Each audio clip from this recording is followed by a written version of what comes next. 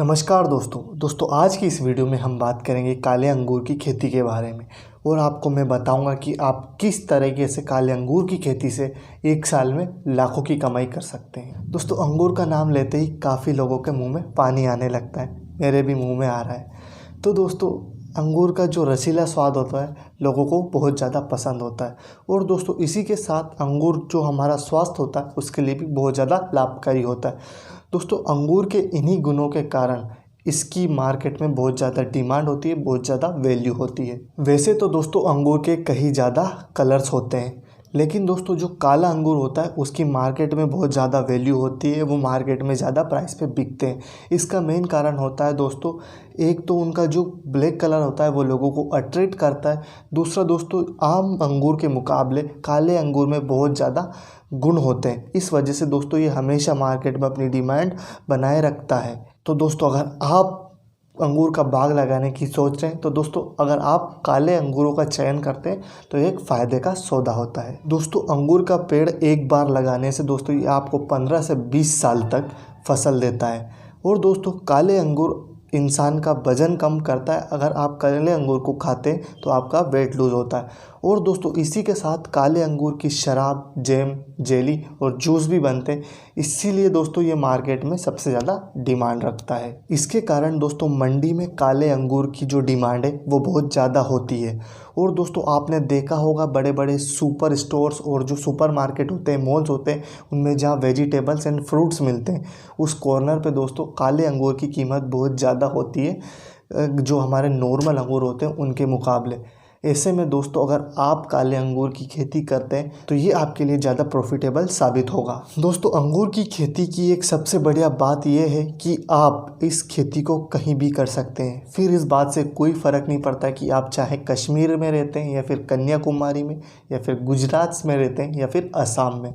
दोस्तों, और अगर कोई और फसल देखते हैं तो दोस्तों उसको एक स्पेशल क्लाइमेटिक कंडीशन चाहिए होती है जो वहीं उगता है जहाँ पे उसको वो सारी जो क्लाइमेटिक कंडीशन मिलती है। ऐसे में दोस्तों अंगूर आप हर जगह उगा सकते हैं, तो हर लोगों को ये फ़ायदा पहुंचा सकता है। दोस्तों, अंगूर की खेती की एक और सबसे बेस्ट बात यह है कि दोस्तों आप इसको किसी भी तरह की मिट्टी में उगा सकते हैं। लेकिन दोस्तों अगर आप अंगूर को रेतीली दोमट मिट्टी में उगाते हैं तो ये उसके लिए बेस्ट साबित होता है। दोस्तों, आप अंगूर को ग्राफ्टिंग के ज़रिए उगाते हैं, यानी कि दोस्तों हम अंगूर को कलम के ज़रिए उसका रोपण करते हैं, फिर उससे हमारा पौधा तैयार होता है धीरे धीरे जैसे जैसे बेल आगे बढ़ती है।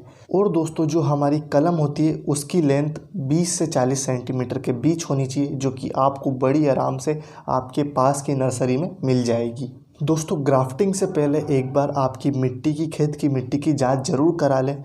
फिर दोस्तों आपको जांच कराने के बाद अपने खेत में 90 बाई 90 सेंटीमीटर के गड्ढे करने होंगे। फिर दोस्तों उन गड्ढों को आपको जो आधा तो मिट्टी से भरना होगा और आधा जो हमारी गाय भैंस के मैन्योर होता है, देसी खाद होता है, गोबर से बना हुआ, उससे भरना होता है।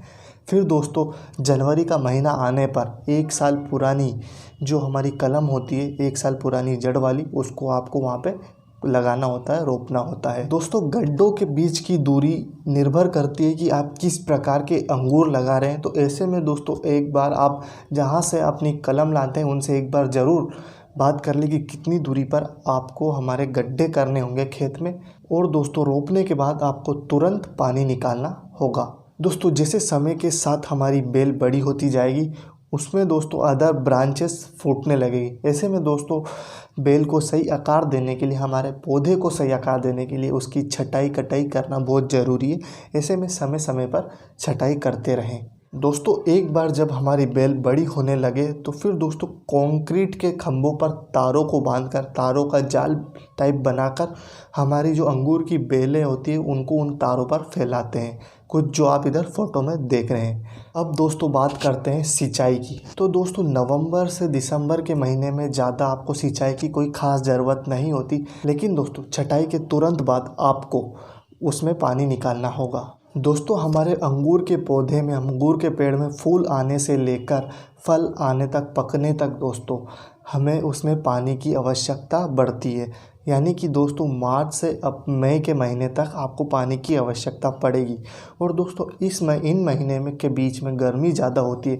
ऐसे में दोस्तों आप में ज़मीन में पानी ज़्यादा नहीं ठहरता। ऐसे में दोस्तों आपको 7 से 10 दिन के इंटरवल में पानी निकालना होगा। और जैसे जैसे दोस्तों हमारा फल पकने की स्थिति में आ जाए हमें सिंचाई रोक देना चाहिए, जिससे कि दोस्तों हमारा फल जो हमारे अंगूर है वो सड़े ना और फटे ना।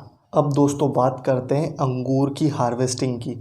तो दोस्तों एक बार जब हम अंगूर को पेड़ से अलग कर देते हैं उसके गुच्छे को, तो फल पकता नहीं है। ऐसे में दोस्तों हमें ध्यान रखना होगा कि जब हमारा अंगूर पूर्ण तरीके से पक जाए तब हमें उसको गुच्छे समेत तोड़ना चाहिए। ऐसे में दोस्तों गुच्छा तोड़ने के बाद हमें जो सड़े गले अंगूर होते हैं उनको उससे हटा देना चाहिए और अच्छे से गुच्छे को रखना चाहिए, ताकि दोस्तों इसका कोई प्रभाव अंगूर की क्वालिटी उसके गुच्छे पर ना पड़े।